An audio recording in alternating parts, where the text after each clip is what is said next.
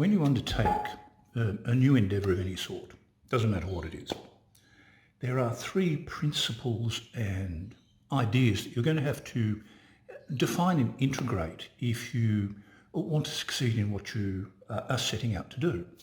And those three things are naturally the outcome, the thing you want to achieve, your performance, how you measure your progress towards what you're attempting to do. And the final piece is process.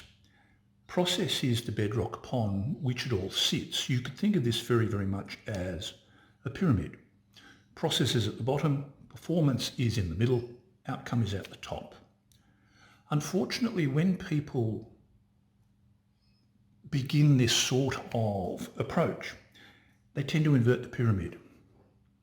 And what they do is outcome is at the top and they spend all their time daydreaming about what's going to happen.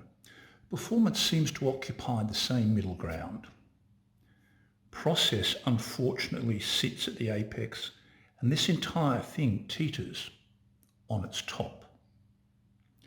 Now, if we were to put this into the context of trading, let's assume that you have an outcome. The outcome you want might be to move towards full-time trading. It might be that you want to more efficiently manage your money. It might be that you want to achieve a rate of return above a certain benchmark. There is a problem with that, and I'll touch upon that. The more you can codify and define what you want to do, the more you can set the outcome in concrete terms, the easier it is to assemble both performance metrics, but more importantly, the easier it is to assemble a process, to put something at the base that will guide you towards that. Now, I mentioned that the more you can codify your outcome, the better. And that's because movement towards an outcome depends upon course corrections you make. Those course corrections come about as a function of your performance. Performance has two aspects to it in terms of its measurement. There's the short term and the long term. The long term, as you would expect, is quite rightly tied to the broader outcome. But the problem with performance, particularly in the short term, is that you can tend towards this micromanagement. So, for example, let's assume that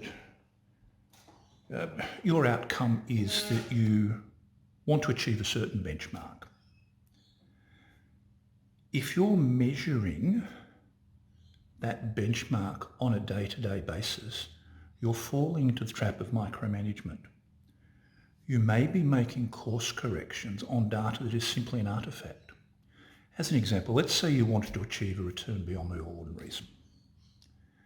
You start off, and in the first month you measure your performance every trading day, and you find you're lagging behind.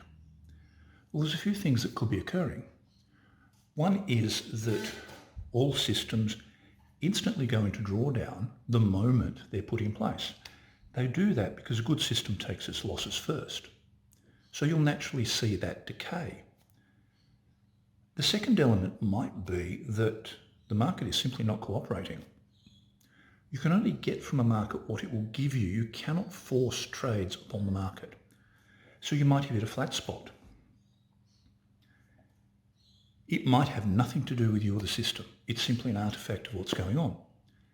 But the problem is you then make a judgment call based upon this data, these small slices of data that you've taken along the way.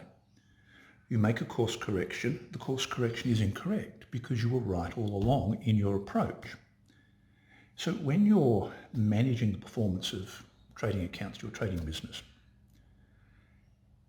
it, to me, makes more sense to err towards a longer time frame, to not try and slice and dice the data into smaller and smaller segments, hoping that in doing so that each new small segment gives you more information. My experience has been quite the reverse occurs.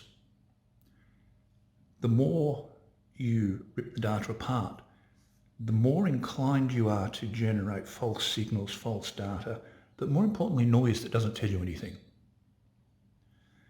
So it's necessary to take a longer term view. Now I want to swing back to that notion of generating a performance beyond the all ordinaries, beyond any benchmark. That is problematic. And it is problematic on the basis of what I mentioned before, in that you can't get blood out of a stone. If the market goes flat and you are a trend follower, your system will go flat. If you have a benchmark that is set on the all ordinaries, it's gone flat, you've gone flat, then what are you to draw from that?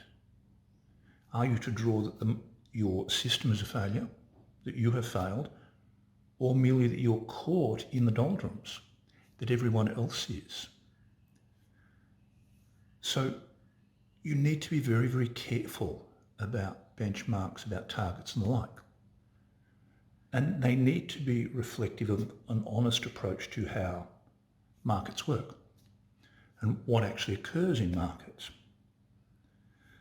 The final point is process, and this is the point at which everybody fails, and it's which everybody fails in everything they do. People have this daydreamy outcome, they want to do this, they want to do that.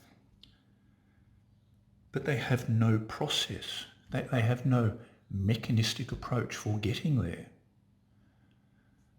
Process underpins everything. If there is no process in your trading, if there is no sensible, mechanical way of doing it, then really all you are is idea of the day. An idea of the day is somewhat akin to a 2-year-old that's had too much cordial. You simply bounce from idea to idea to idea. You scan social media, you look at forums, you look at news programs, see what they've got to say. That's not a process. That's a shambles. And it doesn't matter what you're attempting to do in life, if the process is not there, and process by definition is dull. It just is. Because you do the same thing in the same way every day. Some days are really good, some days are superstars, some days are rubbish, and there's nothing that can be done about that.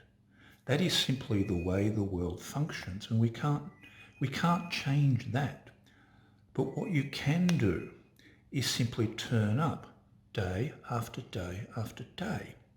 And the great problem with people is that if it doesn't work immediately like a lottery, if they don't immediately achieve whatever this great outcome they have in mind is, they simply give up. And they give up for the simple reason that there's a misunderstanding between outcome and process. And that misunderstanding is that any outcome worthy of anything is actually hard work.